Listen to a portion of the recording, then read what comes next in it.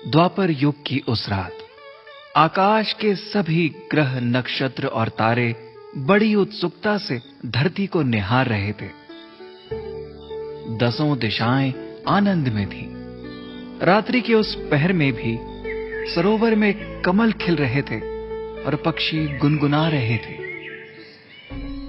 एक ओर गोकुल में राज रानी यशोदा की दाईं ओर नन्हे कृष्ण अंगड़ाई ले रहे थे, तो दूसरी ओर देवकी की गोद में श्री हरि विष्णु की माया एक नन्ही बालिका के रूप में खेल रही थी। उसी समय महाबली कंस बंदी गृह के द्वार खोलता हुआ तेजी से अंदर आया। उसके गुस्से से लाल आंखें और कठोर हृदय का भान पाते ही देवकी ने अपने भाई के पैर पकड़ लिए और रोते बिलखते हुए कहने लगी, मेरे सभी तेजस्वी बालकों को आपने मार डाला, अब मात्र एक ये कन्या बची है। कम से कम इसे तो मेरे पास रहने दीजिए, मैं इसे नहीं खोना चाहती। एक बहन होने के नाते मैं आपसे भीख मांग रही हूं, मुझ पर दया कीजिए। दुष्ट कंस ने देवकी की एक ना सुनी और उन्हें धक्का दे दिया।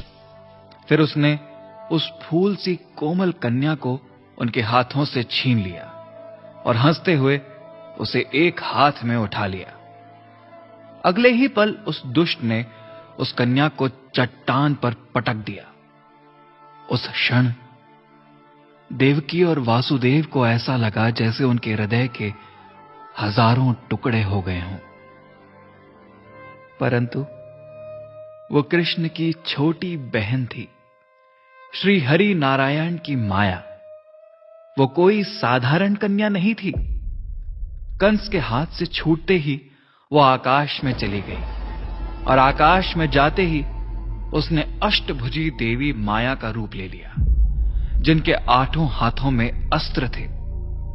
देवी ने अपनी तीखी मुस्कान के साथ कंस से कहा, अरे मूर्ख, मुझे मारने से तुझे क्या मिलेगा? तुझे मारने वाला तो इस धरती पर पैदा हो चुका है। इतना कहते ही नारायण की योग माया वहीं अंतर ध्यान हो गई और देवी की ये बात सुनकर कंस आश्चर्यचकित हो गया। उसके मन में डर भी पनप रहा था और गुस्सा भी। अपने बिखरे बालों को नोचते हुए उसने देवकी और वासुदेव की ओर देखा। कंस जानता था कि अब देवकी को कोई पुत्र नहीं होगा और योग माया ने जो कुछ कहा वो असत्य तो नहीं है।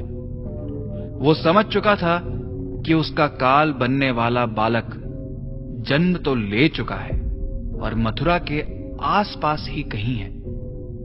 कंस ने देवकी और वासुदेव को बंदी गृह से मुक्त कर दिया और अपने सभी खास सेवकों को आदेश दिया कि वो उस काल स्वरूप बालक को ढूंढकर उसका विनाश कर दें। परंतु क्या संसार के कण कण में व्याप्त रहने वाले जगत पिता को कोई मार सकता है? नहीं, कभी नहीं। जहां एक ओर कंस के सैनिक जगत पिता नारायण को जगह जगह ढूंढ रहे थे, वहीं नारायण नंद बाबा के घर को आनंद से भरने लगे थे। उनके आते ही गोकुल में जैसे उत्सव का पर्व आ गया था। हर तरफ मंगल गान गाए जाने लगे थे। साथ ही यशोदा जी को पुत्र प्राप्ति होने पर गोकुल की सारी गोपियां आनंदित हो उठी थी।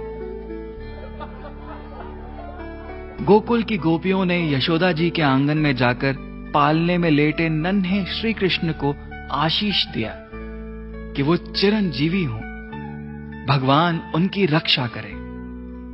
पर मंगल गान गाती गोपियां ये नहीं जानती थीं कि उनके मन को आनंदित करने वाले, उनके चित्त चुराने वाले नटखट नंद किशोर खुद भगवान नारायण थे। परंतु क्या कंस के सैनिक उन्हें ढूंढ लेंगे या गोकुल के लोगों को देखने को मिलेगी भगवान कृष्ण की कोई बाल लीला? जानने के लिए सुनते रहिए भगवत पुराण श्री कृष्ण की लीलाएं।